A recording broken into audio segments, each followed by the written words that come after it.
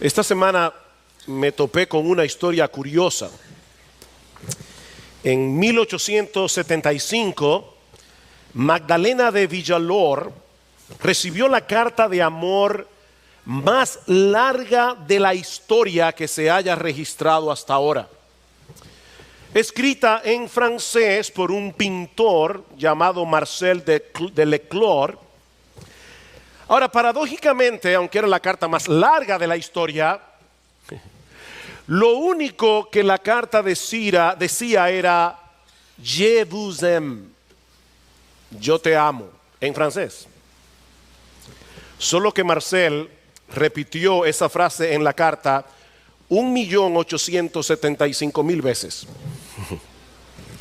Es decir, el año en que estaban multiplicado por 1000. Ahora, él no escribió la carta personalmente, él contrató a alguien que lo hiciera. Pero de una manera muy curiosa, porque él le dictaba la frase, el individuo la repetía en voz alta y luego la escribía en el papel. Volvía a repetirle la frase, el individuo la repetía de nuevo y entonces volvía a escribirla en la carta, y así una y otra vez. Marcel pudo haberle dicho al escriba simplemente, escribe yo te amo 1.875.000 veces, pero no, él prefirió dictarla palabra por palabra y hacer que el escriba la repitiera antes de escribirla. Al final habían pronunciado y escrito yo te amo 5.625.000 veces. No conocemos el resto de la historia para saber cómo reaccionó esta mujer al recibir esta carta tan inusual. Tal vez hasta le dijo que no. ¿Quién sabe? Lo que sí podemos decir con toda certeza es que el verdadero amor es mucho más que palabras, aunque sean 5 millones. Y comienza a nivel vertical antes de que podamos realmente amar a otros horizontalmente en una forma genuina y sincera. Esa es una de las cosas que aprendemos en el pasaje que vamos a estudiar en esta mañana. Les pido por favor que vayan conmigo al Evangelio de Marcos, capítulo 12, para continuar con nuestra serie expositiva en este Evangelio. Marcos capítulo 12, versículos 28 al 34. Dice, cuando uno de los escribas se acercó, los oyó discutir y reconociendo que les había contestado bien a los saduceos, como vimos la semana pasada, le preguntó, ¿cuál es el mandamiento más importante de todos? Jesús respondió, el más importante es, escucha Israel, el Señor nuestro Dios, el Señor uno es. Y amarás al Señor tu Dios con todo tu corazón y con toda tu alma y con toda tu mente y con toda tu fuerza. El segundo es este, amarás a tu prójimo como a ti mismo. No hay otro mandamiento mayor que estos. Y el escriba le dijo, muy bien maestro, con verdad has dicho que Él es uno y que no hay otro además de Él, y que amarle con todo el corazón y con todo el entendimiento y con todas las fuerzas y amar al prójimo como a uno mismo es más que todos los holocaustos y los sacrificios. Viendo Jesús que él había respondido sabiamente, le dijo, no estás lejos del reino de Dios. Y después de eso, nadie se aventuraba a hacerle más preguntas. Para el estudio de este pasaje, yo propongo dividirlo en 4 encabezados. En primer lugar, vamos a ver la pregunta del escriba en el versículo 28. Luego vamos a ver la respuesta de Jesús en los versículos 29 al 31. En tercer lugar, vamos a ver el entendimiento del escriba de la respuesta de Jesús en los versículos 32 al 33. Y finalmente veremos la evaluación que hace Jesús de la condición espiritual del escriba en el versículo 34. Así que veamos en primer lugar la pregunta del escriba. Ahora debemos recordar que nos encontramos en la última semana del ministerio terrenal de nuestro Señor Jesucristo, y más particularmente en el día martes de esa semana, 3 días antes de su muerte en la cruz del Calvario. Y como hemos visto ya, ese día Jesús fue confrontado una y otra vez por los líderes religiosos de la nación que habían decidido acabar con Jesús. Pero uno tras otro quedaron atrapados en su propia trampa, hasta que se acerca este escriba. Y este hombre parece tener un interés genuino por las enseñanzas de Jesús. Noten nuevamente en el versículo 28, cuando uno de los escribas se acercó, los oyó discutir, y reconociendo que les había contestado bien. Y esa palabra en el original significa reconociendo el escriba que Jesús le había respondido con brillantez, que Jesús le había respondido excelentemente, que la respuesta de Jesús fue hermosa y sabia. Este hombre estaba sorprendido por la sabiduría de Jesús, y eso lo motivó a hacer la pregunta que hizo: ¿cuál es el mandamiento más importante? Los escribas eran los teólogos de la época, los estudiosos de las escrituras por excelencia. Por eso eran llamados también intérpretes de la ley. Y casi todos ellos pertenecían a la secta de los fariseos.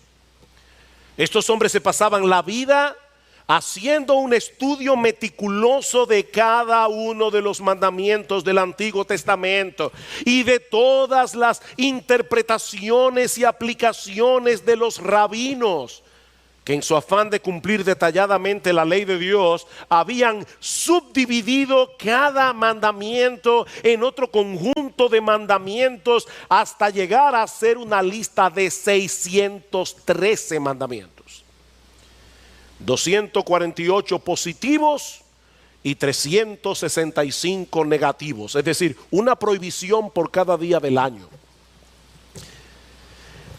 Y no contentos con eso, también se enredaban en largas discusiones acerca de cuál de todos esos 613 mandamientos era más importante que los demás, cuáles tenían más peso.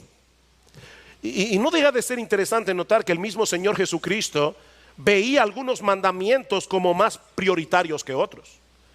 Por ejemplo, en Mateo capítulo 23, versículo 23, Jesús acusó a los fariseos de haber descuidado los mandamientos más importantes. ¿Recuerdan? Ay de vosotros, escribas y fariseos hipócritas, porque diezmáis la menta, el eneldo y el comino, y dejáis lo más importante de la ley: la justicia, la misericordia y la fe. Esto, diezmar, era necesario hacer sin dejar de hacer aquello. En otras palabras, debemos obedecer todos los mandamientos de Dios. Perdón, aún los más pequeños, como dice Jesús en Mateo capítulo 5, versículo 19. Pero algunos mandamientos son más prioritarios que otros por ser más fundamentales. De manera que lo que el escriba le está preguntando a Jesús es: ¿cuál es el mandamiento supremo? El más fundamental de todos. El mandamiento que sirve de soporte a todos los demás. El que se requiere para poder obedecer el resto de los mandamientos. Esta es una pregunta crucial, cuya respuesta necesitamos conocer. Mientras los demás líderes religiosos estaban tratando de atrapar a Jesús con preguntas capciosas, como hace mucha gente en el día de hoy: ¿puede Dios crear una piedra tan grande que Él mismo no la pueda cargar? ¿Puede hacer Dios con su poder que un círculo sea cuadrado? ¿Qué importancia tienen esas preguntas? Este hombre está preguntando algo crucial. Esta fue la primera pregunta inteligente del día. De hecho, fue la única pregunta inteligente del día. Señor, si yo quisiera agradar a Dios, ¿cuál es el mandamiento que yo debo poner en el tope de mi lista de prioridades? Eso es lo que el escriba le está preguntando al Señor. Esta fue la respuesta de Jesús. Versículo 29. Jesús respondió: el más importante es: escucha, Israel, el Señor nuestro Dios, el Señor uno es, y amarás al Señor tu Dios con todo tu corazón y con toda tu alma y con toda tu mente y con toda tu fuerza. El Señor le responde al escriba citando las palabras que se encuentran en Deuteronomio capítulo 6, versículos 4 al 5. Un texto que es conocido como el Shema, una especie de credo que todo judío piadoso debía recitar en la mañana y en la tarde. Se conoce como el Shema porque esa es la primera palabra hebrea que aparece en el texto de Deuteronomio y que se traduce como escuchar en español. Shema Israel, Adonai Elohenu, Adonai Echad, el Señor nuestro Dios, el Señor uno es.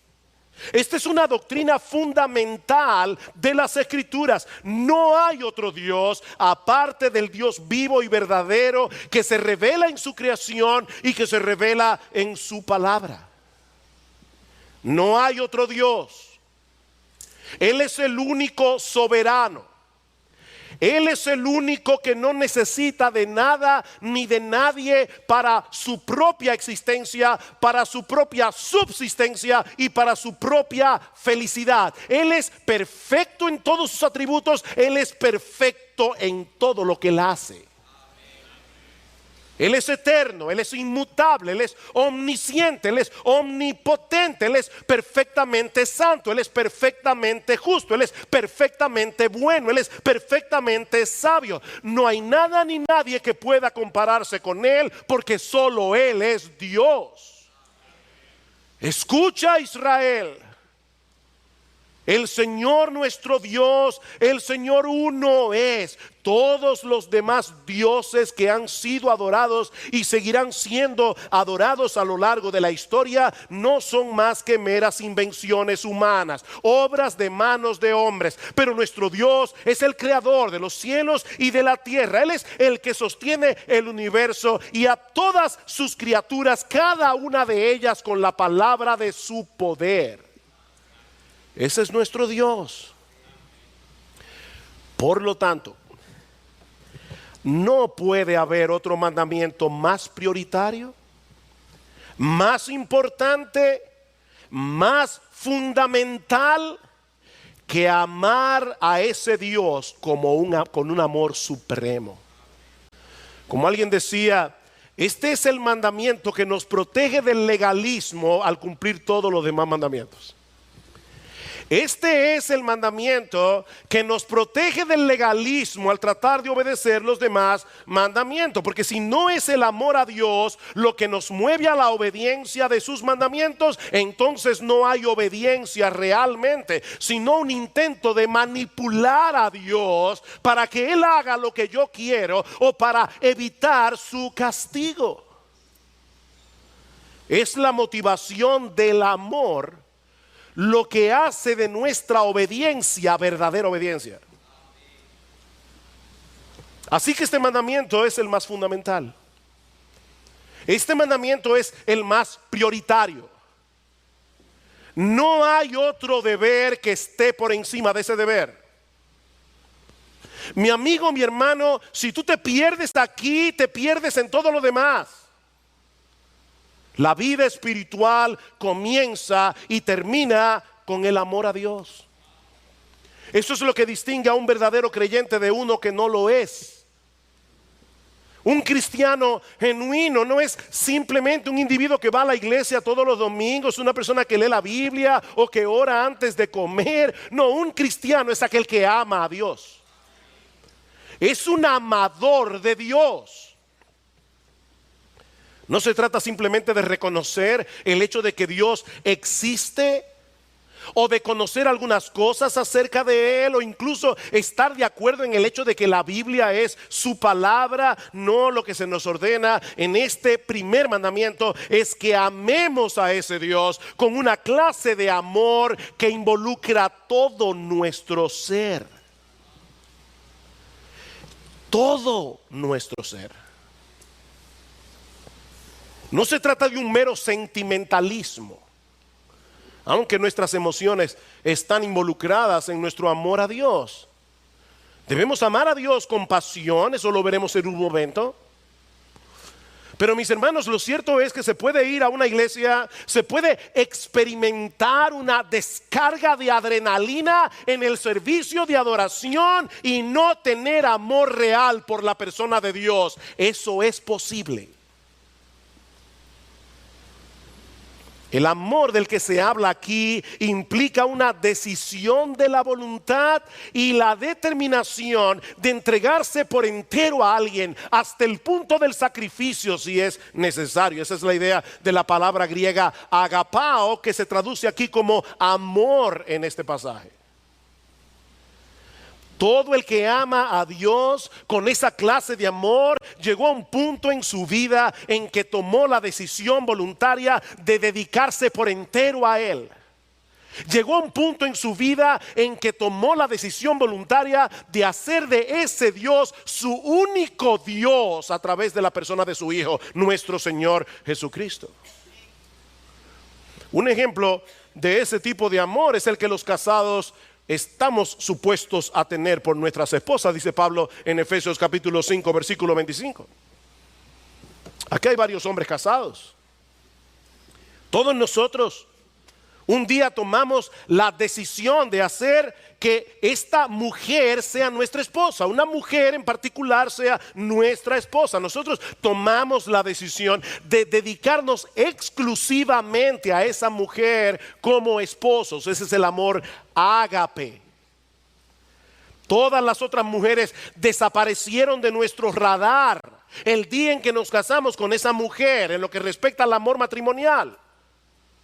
Y por supuesto nosotros podemos y debemos amar a otras personas, aún a otras mujeres, pero no como amamos a la nuestra. Ese amor es exclusivo. Lo que hacemos con nuestra esposa no podemos hacerlo con nadie más, porque sería infidelidad.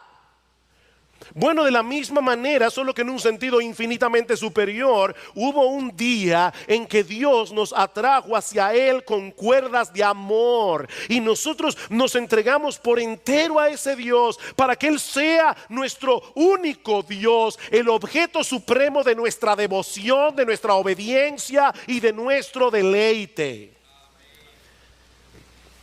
De ahí la insistencia del texto en la palabra todo. ¿Se dieron cuenta? Debemos amar a Dios con todo el corazón, con toda el alma, con toda la mente, con todas nuestras fuerzas. Un Dios como nuestro Dios no puede recibir menos de eso. Con Él, mi amigo, es todo o nada. Es todo o nada. Todo el corazón, toda el alma, toda la mente, todas nuestras fuerzas. Y aunque es difícil hacer una separación de significado muy marcada en cada una de estas palabras, lo cierto es que cada una de ellas enfatiza algo diferente. Amar a Dios con todo el corazón es amarlo con todo lo que somos como personas, mente, emoción, voluntad. Ese es el uso que se le da a la palabra corazón en la Biblia. Es la raíz de nuestra personalidad, de nuestro verdadero yo, la fuente de donde surgen nuestros pensamientos, nuestras palabras, nuestras decisiones, nuestras acciones. Por eso es que en Proverbios capítulo 4 versículo 23 dice: sobre toda cosa guardada, sobre todo lo que tú proteges en la vida, guarda tu corazón, porque de él mana la vida, o como dice la Biblia de las Américas, del corazón brotan los manantiales de la vida. Tu corazón es tu verdadero tú. No lo que parece que tú eres, sino lo que tú eres realmente. Cuando tú eres tú. Así que lo que este mandamiento exige de nosotros es que amemos a Dios con todo lo que somos y en todo lo que hacemos. No se trata de una mera apariencia de amor, no es una fachada, es un amor genuino y profundo que se manifiesta en nuestra obediencia a los mandamientos de Dios, porque sinceramente nosotros deseamos agradarlo a Él.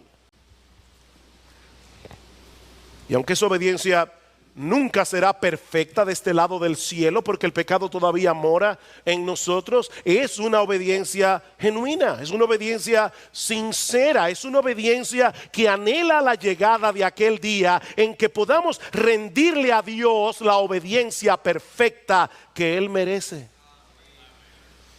Si me amáis, dice el Señor, guardaréis mis mandamientos. El que tiene mis mandamientos y los guarda, ese es el que me ama. Y el que me ama será amado por mi Padre, y yo lo amaré y me manifestaré a Él. Si alguno me ama, guardará mi palabra. No es la taquicardia del corazón lo que evidencia nuestro amor por Dios. Es nuestra obediencia a sus mandamientos. Eso es amar a Dios con todo el corazón. Pero también debemos amar a Dios con toda nuestra alma.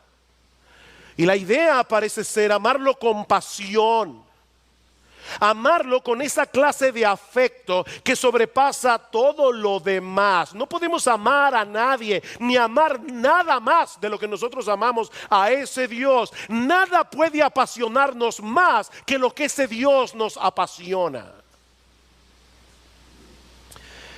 Y no deja de ser interesante notar que el mismo Jesús, que está diciendo aquí que hay un solo Dios y que eso es lo que ese Dios demanda de nosotros, Él demanda también de sus discípulos la misma lealtad, el mismo tipo de amor.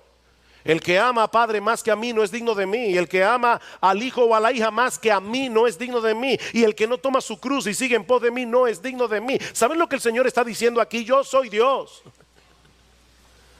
Yo soy Dios. Creemos en un solo Dios que subsiste en tres personas: el Padre, el Hijo y el Espíritu Santo. Y Dios el Hijo está diciendo: tú debes amarme a mí con todo tu corazón y con toda tu alma, porque yo soy Dios.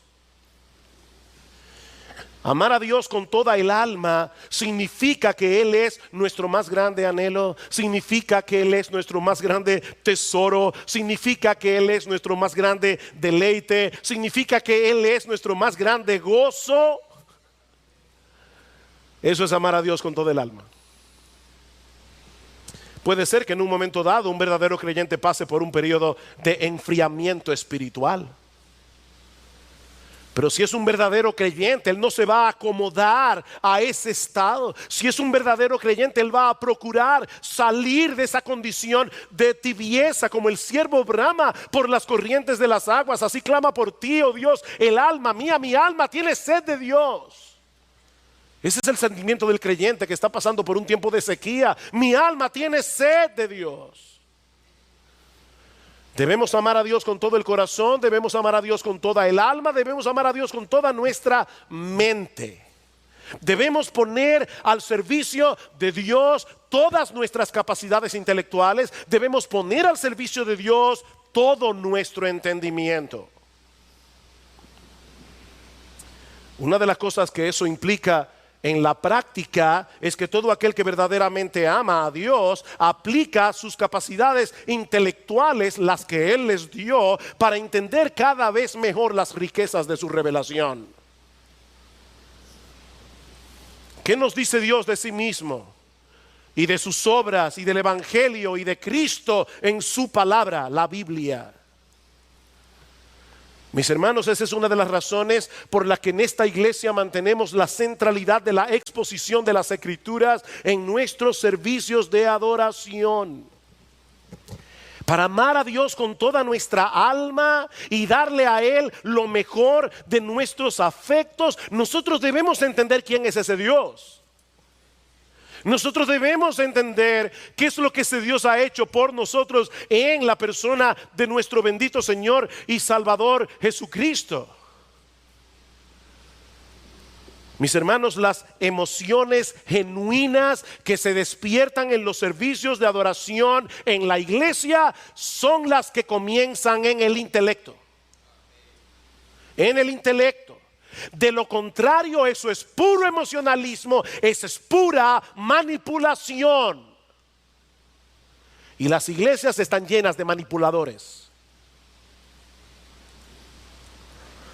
Jesús le dijo a la mujer samaritana en Juan capítulo 4 versículo 23 que Dios está buscando verdaderos adoradores. ¿Y sabes quiénes son los verdaderos adoradores? Los que le adoran en espíritu y en verdad. Los que le adoran en espíritu y en verdad. Y la verdad se entiende con la cabeza.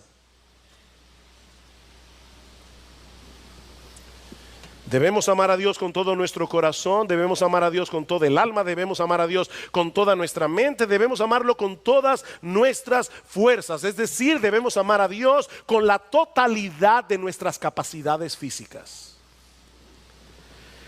Dedícame a mí lo mejor de las facultades con las que yo te he dotado. Dedícame a mí lo mejor de tus energías. Dedícame a mí lo mejor de tu capacidad productiva. Hay personas que son increíblemente creativos y productivos a la hora de hacer dinero, o para hacer que una empresa funcione como debe funcionar.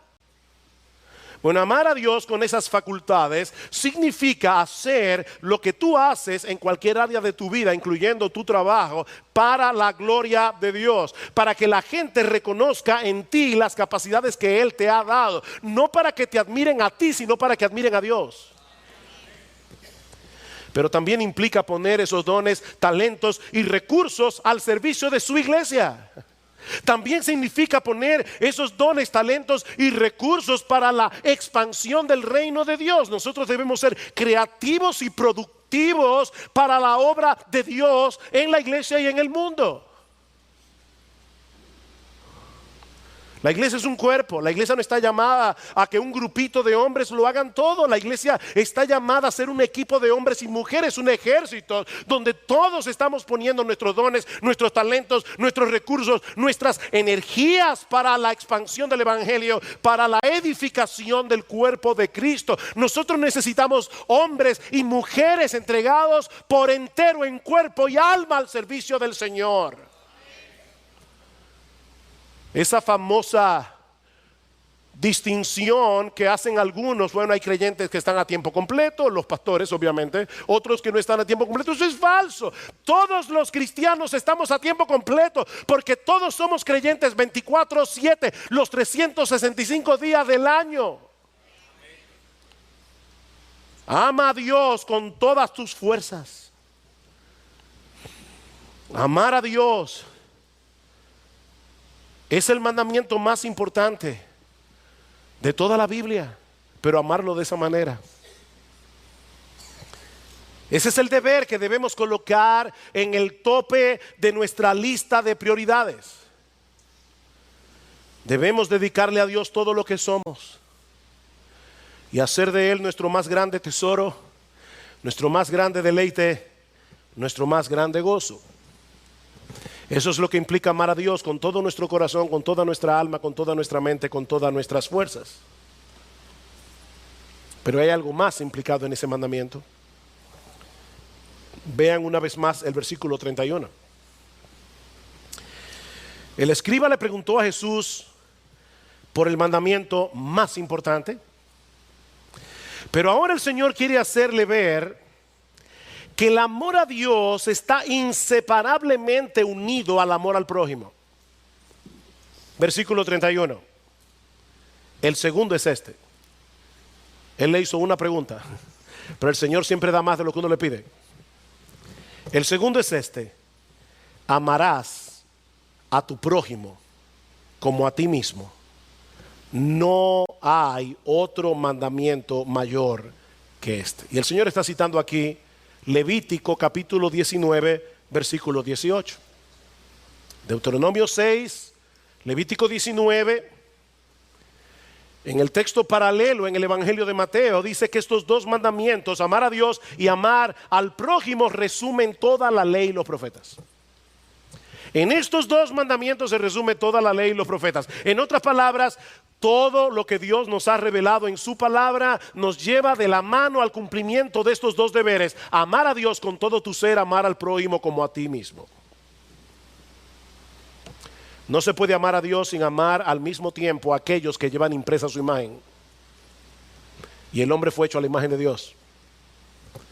Debemos amar a Dios, debemos amar al prójimo.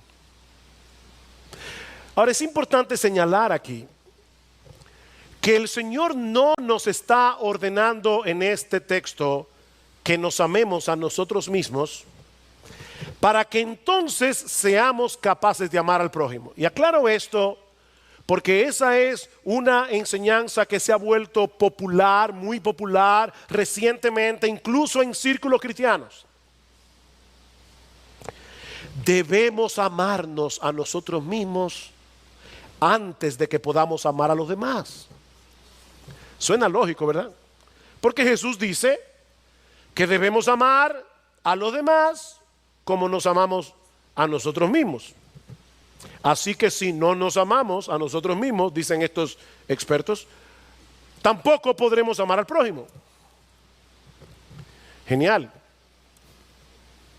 Ahora, si ese fuera el caso, entonces debemos llegar a la conclusión de que el mandamiento más importante no es amar al prójimo. El mandamiento más importante entonces sería amarnos a nosotros mismos. Yo no sé cómo ellos encajan eso con niega tu propia vida, crucifícala en la cruz, pero ellos enseñan eso. Pero no es lo que Jesús enseña. No, Jesús no está enseñando eso aquí. Jesús está asumiendo que todos nos amamos a nosotros mismos. Eso es una realidad.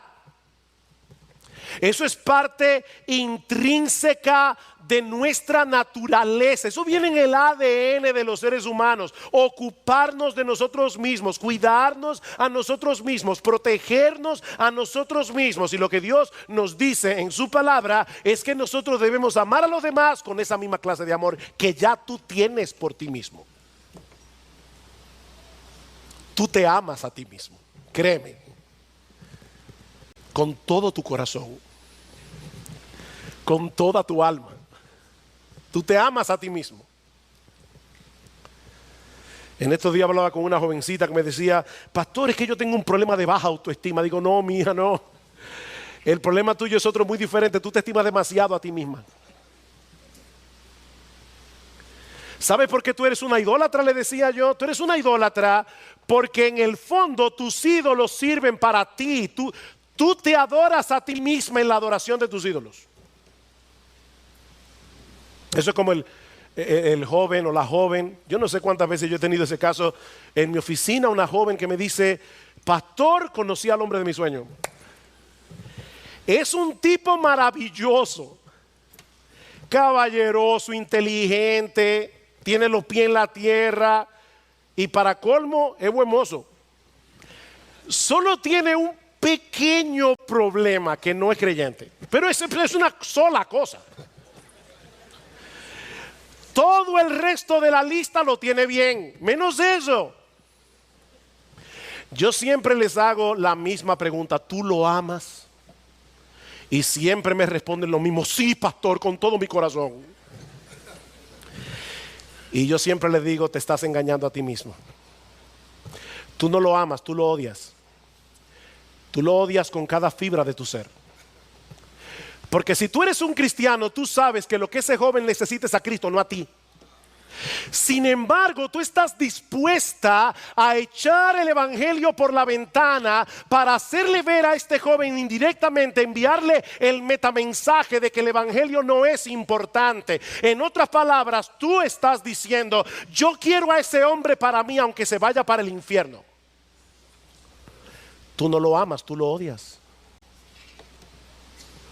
No te engañes a ti misma. Ama a tu prójimo como a ti mismo. Como tú te amas ya de por sí a ti mismo. Todo el empeño, toda la creatividad, toda la energía que nosotros gastamos en proveer para nuestras necesidades, con ese mismo empeño, con esa misma creatividad, con esa misma energía, debemos amar a los demás, incluyendo a nuestros enemigos. Uy. Si tú amas a los que te aman, dice Jesús, ¿qué recompensa tú vas a recibir? Hasta los impíos hacen eso. ¿Recuerdan ustedes la parábola del buen samaritano? Se acerca un escriba, otra escena, una escena diferente, y le dice: el Señor, ¿cuál es el mandamiento más importante? Jesús le dice lo mismo: amar a Dios, amar al prójimo. Pero para el judío, el prójimo era otro judío. Ellos no amaban a nadie más, solamente a los de su raza. Y Cristo le dice: déjame hacerte una historia. Un hombre iba en el camino a Jericó, cayó en manos de ladrones, lo golpearon, lo dejaron medio muerto. Pasó un sacerdote y no le hizo caso. Pasó un levita y no le hizo caso. Pasó un samaritano y lo socorrió. Wow, el samaritano era aborrecido por los judíos. Cuando un samaritano pasaba por el lado de un judío, el judío escupía en el piso de desprecio. Y el Señor le dice: pasó un samaritano y ¿sabes que él fue que cuidó de ese hombre golpeado, herido? Ahora yo te voy a hacer una pregunta: ¿quién era el prójimo de ese individuo? Los judíos odiaban tanto a los samaritanos que él no pudo decirle: oh, el samaritano. No, el que cuidó de él. Ah, está bien, ve y haz lo mismo. Ve y haz lo mismo aún por aquellas personas que tú desprecias. Ve y haz lo mismo, porque ese es tu prójimo, el que te necesita. Ese es tu prójimo. Este mandamiento de amar al prójimo también es fundamental. Por eso decía Agustín de Hipona en una frase que ha sido muy mal interpretada: ama y haz lo que quieras. Ama y haz lo que quieras. Porque si de verdad amas a Dios con todo tu ser y amas a tu prójimo como a ti mismo, vas a cumplir a favor de Dios y del prójimo todos los mandamientos. ¿O no es así? Pablo dice en Romanos capítulo 13, versículo 8, que todo aquel que ama a su prójimo ha cumplido la ley. Y ahora explica: porque no adulterarás, no matarás, no hurtarás, no dirás falso testimonio, no codiciarás, y cualquier otro mandamiento. En esta sentencia se resume: amarás a tu prójimo como a ti mismo. El amor no hace mal al prójimo, así que el cumplimiento de la ley es el amor. El que ama a Dios va a cumplir la primera tabla de la ley: no tendrás dioses ajenos delante de mí, no te harás imagen de Dios, no tomarás el nombre del Señor en vano, guardarás su día santo para tener comunión con Él. El que ama al prójimo va a cumplir la segunda tabla de la ley: honra a tu padre y a tu madre, obedece a las autoridades que Dios ha puesto sobre ti, no matarás, no hurtarás, no mentirás, no codiciarás. Mis hermanos, no hay que ser un gran teólogo ni saber griego y hebreo para saber lo que Jesús está diciendo aquí. De verdad, no hay que ser un genio para entender lo que Jesús está diciendo aquí. Si queremos agradar a Dios, debemos amarlo a Él con todo lo que somos, en todo lo que hacemos, y amar al prójimo como nos amamos a nosotros mismos. Veamos ahora mucho más brevemente, ya hemos visto la pregunta, la respuesta. Veamos ahora mucho más brevemente el entendimiento que tuvo el escriba al escuchar esa respuesta de Jesús. Vean el versículo 32.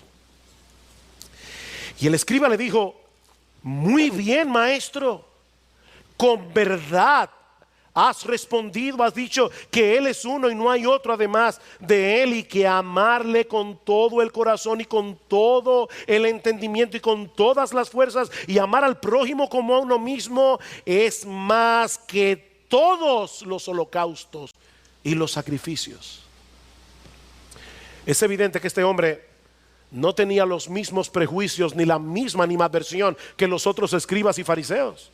Él está escuchando a Jesús con una buena disposición, con un genuino deseo de aprender.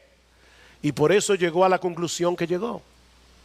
que nuestra relación con Dios no se basa en rituales, que nuestra relación con Dios no se basa en ceremonias, que nuestra relación con Dios es un asunto del corazón. Es un asunto del corazón. Que lo que Dios pide de nosotros es mucho más que una fachada de piedad. Es mucho más que una fachada de decencia, como pensaban los fariseos. Y Cristo tuvo que decirle: ustedes son sepulcros blanqueados, por fuera se ven bien, pero por dentro están llenos de huesos de muertos. Es una devoción completa hacia Dios. Es un amor ferviente y apasionado por todo lo que Él es, por todo lo que Él ha hecho y hace por nosotros sin merecerlo en Cristo. Se pueden hacer cosas externas para Dios. Venir a la iglesia, cantar, leer la Biblia, incluso hasta ofrendar, sin amar a Dios. Los fariseos hacían todo eso y no amaban a Dios. Pero este escriba llegó al corazón del asunto. De ahí la evaluación que hace Jesús de su condición espiritual. Versículo 34, dice, mi último punto.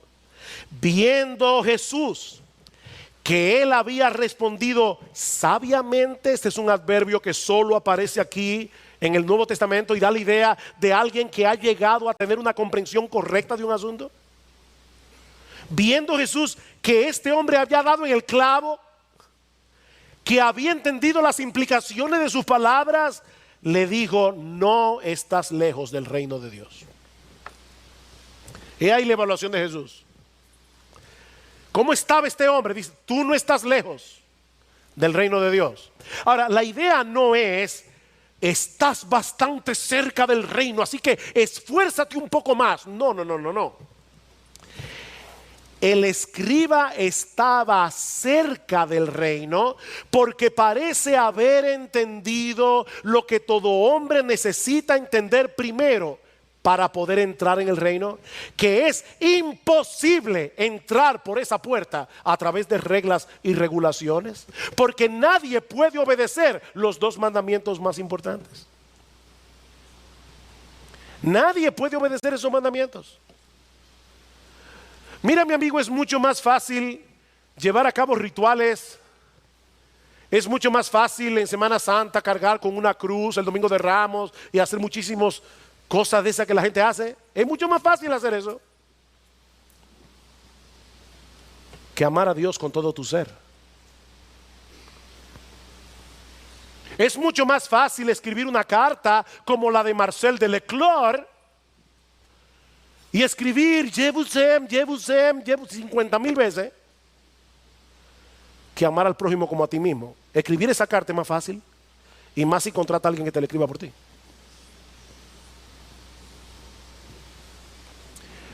Mis hermanos, la razón por la que Jesús tuvo que dar su vida en el Calvario 3 días después de esa conversación fue precisamente porque nadie puede obedecer esos 2 mandamientos.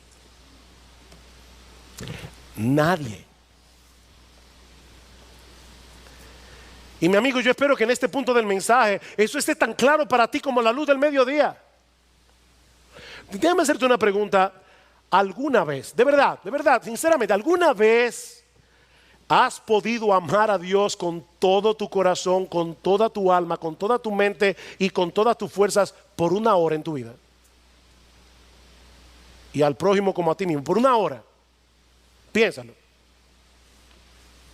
Ok, media hora. Está bien, 15 minutos. 1 minuto. Seamos honestos. ¿Alguna vez en tu vida tú has amado a Dios con todo tu corazón, con toda tu alma, con toda tu mente, con todas tus fuerzas, y a tu prójimo como tú te amas a ti mismo? Nadie cumple con estos mandamientos ni por un segundo. ¿Sabes lo que eso significa? que nosotros vivimos violando los dos mandamientos más importantes de la ley todo el tiempo? Eso es lo que significa. El más grande pecado no es matar, no es robar, no es mentir, no es adulterar. El más grande pecado es no amar a Dios con todo tu ser y no amar a tu prójimo como a ti mismo. Ese es tu más grande pecado, ese es mi más grande pecado. De manera que constantemente estamos cometiendo los dos pecados más graves a los ojos de Dios. Pero es aquí precisamente donde entra en juego la buena noticia del Evangelio.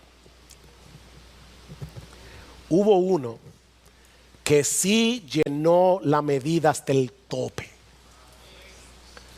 Uno solo. En toda la historia, después de la caída de Adán.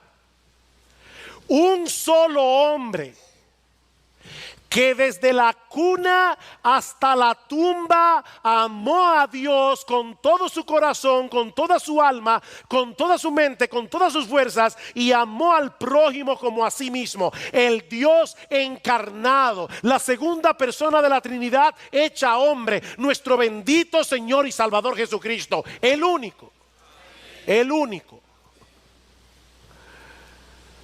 El Señor se hizo hombre para obedecer perfectamente como hombre la ley en nuestro lugar, y luego fue a la cruz para pagar por todas nuestras transgresiones. Eso hizo nuestro Dios. Y ahora Él promete en el Evangelio poner en nuestra cuenta su justicia perfecta por medio de la fe. Mi amigo, lo que yo estoy diciendo es que todo aquel que cree en Jesús, todo aquel que cree en su obra de redención, Dios le atribuye a esa persona que cree la obediencia de su Hijo. Es decir, a partir de ese momento, Dios nos trata como si la obediencia perfecta de Jesús fuera nuestra. Al que no conoció pecado, por nosotros Dios a él lo hizo pecado para que nosotros fuésemos hechos justicia de Dios en él. En nuestra unión con Jesús, nosotros amamos a Dios con todo nuestro ser. En nuestra unión con Jesús, nosotros amamos al prójimo como a nosotros mismos. Así nos ve Dios. Pero eso no es todo. No, eso no es todo. Dios también transforma el corazón de esas personas para que por primera vez en su vida puedan comenzar a amar a Dios y amar al prójimo en una forma real y sincera. De hecho, es interesante notar que en el mismo libro de Deuteronomio que Jesús está citando, en Deuteronomio capítulo 30, versículo 6, Dios le promete al pueblo de Israel circuncidarles el corazón. Y esa es una figura que se usaba en el Antiguo Testamento para hablar de ese cambio, de esa transformación que todos nosotros necesitamos. Dice, yo voy a circuncidar tu corazón para que ames al Señor tu Dios con todo tu corazón y con toda tu alma, a fin de que vivas. Yo voy a circuncidar tu corazón.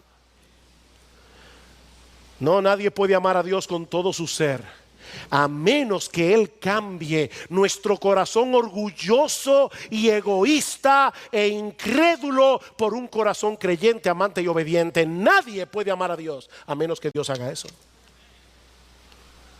Es lo mismo que dice Ezequiel capítulo 36, versículo 26. Os daré un corazón nuevo y pondré un espíritu nuevo dentro de vosotros. Quitaré de vuestra carne el corazón de piedra y os daré un corazón de carne. Pondré dentro de vosotros mi espíritu y haré que andéis en mis estatutos y que cumpláis cuidadosamente mis ordenanzas.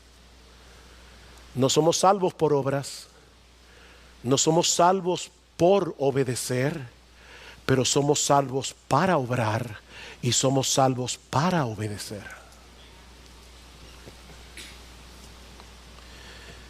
Este escriba estaba cerca del reino, porque parece haber entendido su necesidad.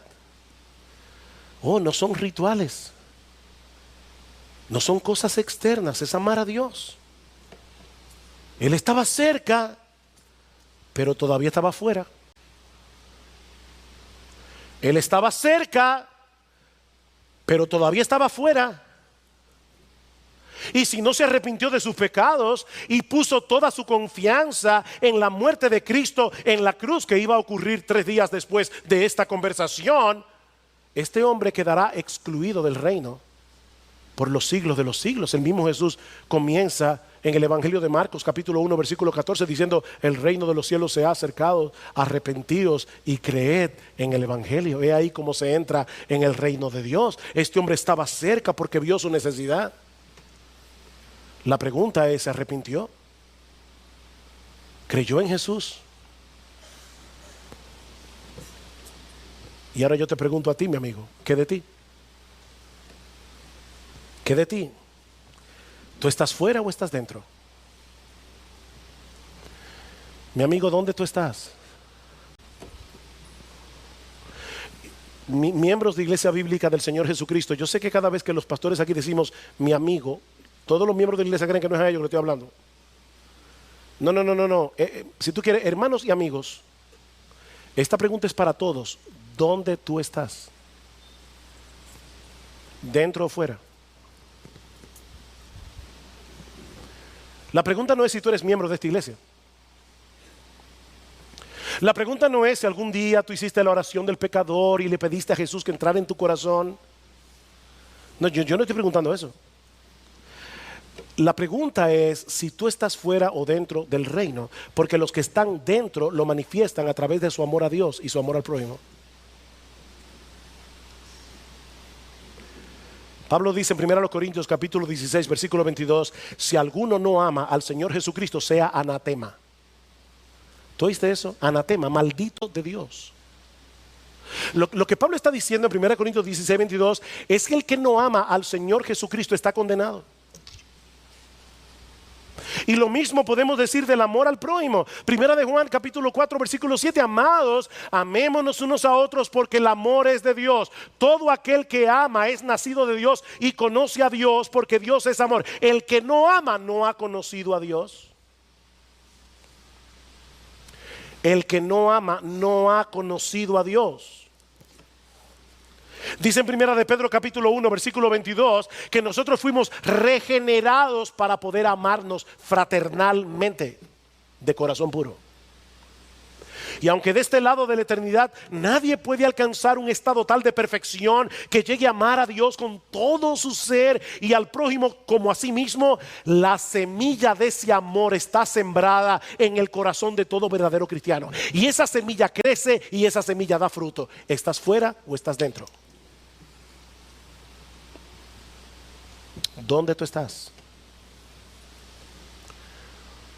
Es por eso que nosotros podemos obedecer los mandamientos de Dios, no perfectamente, pero sí sinceramente. Es por eso que anhelamos de todo corazón la llegada de ese bendito día en que todo vestigio de pecado será eliminado de nuestras vidas. Anhelamos la llegada de ese día, como decía Alberto al principio del servicio. El verdadero creyente lucha contra los ídolos que intentan suplantar a Dios en el altar de sus afectos. Lucha con ellos. El verdadero creyente se resiste a ser arrastrado por el mundo y sus valores, porque son contrarios a la voluntad de Dios. Muchos están preocupados por la mundanalidad en la iglesia. ¿No será que hay muchos impíos en su membresía? Porque la Biblia dice claramente que el que ama al mundo, el amor del Padre no está en él. Mis hermanos, esto es serio. El que ama al mundo, el que quiere vivir con el mundo, el que está siendo arrastrado por la corriente de este mundo, Juan dice, el amor del Padre no está en él.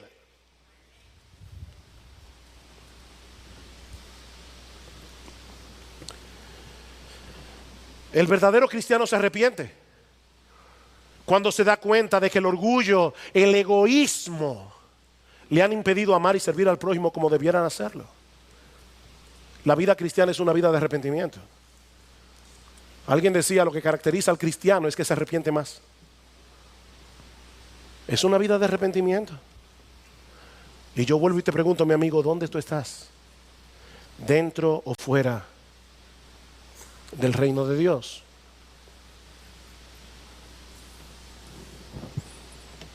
¿Es Él el amado de tu alma?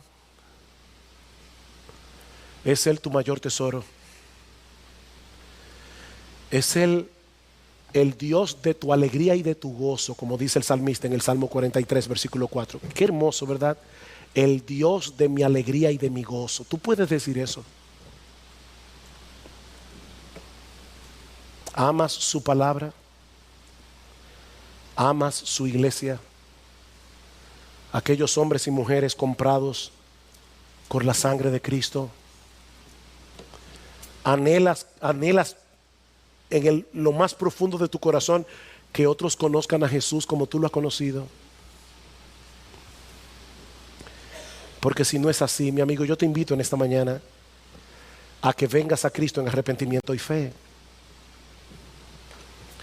Yo te invito a que pongas toda tu confianza en aquel que te ofrece hoy un glorioso intercambio.